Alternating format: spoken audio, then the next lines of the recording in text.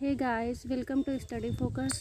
Friends, आज हम बात करने वाले हैं सीटेट पेपर के बारे में, जिसमें हम आपको बताएंगे सीटेट पेपर 1 और 2 फर्स्ट अटैम्प्ट में कैसे क्लियर करें। कुछ ऐसे पॉइंट्स के बारे में हम आपसे बात करेंगे जिसमें आपको काफ़ी हेल्प मिलेगी और आपका सीटेट पेपर 1 एंड 2 आसानी से क्लियर हो जाएगा। तो सबसे पहले हम ये जानेंगे कि सिलेबस क्या है, पैटर्न क्या है और कितने टाइम का पेपर होता है, कितना टाइम लगता है, एक पेपर कितने मार्क्स का होता है और हमें कितने क्वेश्चन अटैम्प्ट करने हैं या कितने नहीं करने हैं, इन सब के बारे में हम सबसे पहले जानेंगे। तो सबसे पहले हम बात करेंगे कि आपका पेपर कितने मार्क्स का होता है। तो फ्रेंड्स, सीटेट पेपर 1 हो या 2 हो, 150 मार्क्स का ही होता है, जिसमें आपका 75 मार्क्स का आता है पेडागॉजी और 75 मार्क्स आपके सब्जेक्ट से पूछे जाते हैं। अब हम बात करेंगे कि कितनी टाइमिंग होती है। तो फ्रेंड्स, 2.5 घंटे का पेपर होता है, यानी कि 150 मिनट, यानी कि प्रति क्वेश्चन 1 मिनट का। ओके। पेडागॉजी की हम बात करें तो ये प्रैक्टिस से ही आएगी आपको, और सब्जेक्ट के लिए आपको पढ़ना पड़ेगा 1 to 5 NCERT। ओके।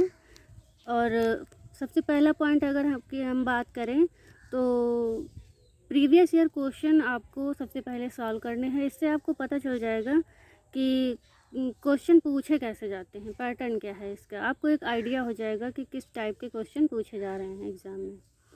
तो प्रीवियस ईयर क्वेश्चन बहुत ज़्यादा नहीं आपको सॉल्व करने हैं, क्योंकि पैटर्न चेंज हो चुका है, सिलेबस भी थोड़ा बहुत चेंज हुआ है।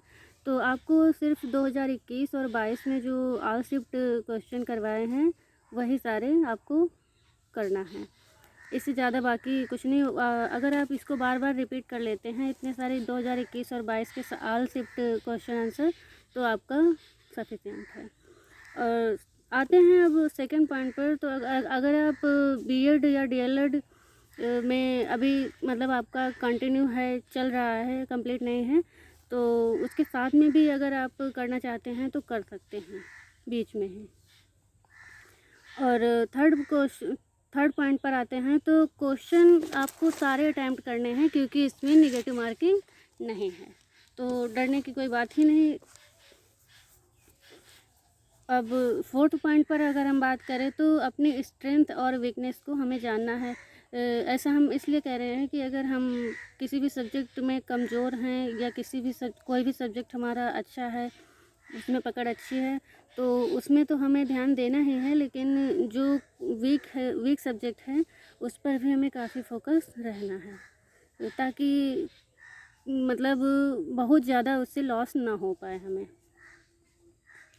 और फ्रेंड्स, अगर आपको एग्ज़ाम में कोई भी मतलब कुछ भी समझ में नहीं आ रहा है, 4 ऑप्शन दिए रहेंगे, अगर आपको उसमें कुछ भी समझ में नहीं आ रहा है तो आप सबसे बड़े आंसर पर टिक करें, ये आपका पॉजिटिव होगा।